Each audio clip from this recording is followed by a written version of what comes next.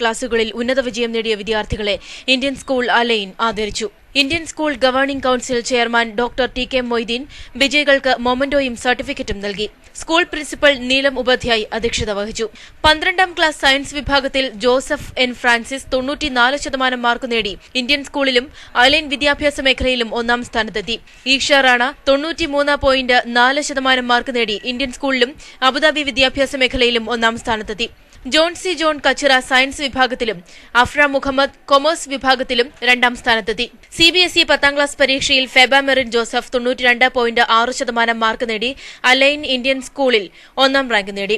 Jomsy Joseph, Praveen John എന്നിവർ രണ്ടാം rank പങ്കുവച്ചു. ഈഷാനി ദത്ത, ഉസ്മ കബീർ അഹമ്മദ് എന്നിവർക്കാണ് മൂന്നാം റാങ്കുകൾ. News bureau, align.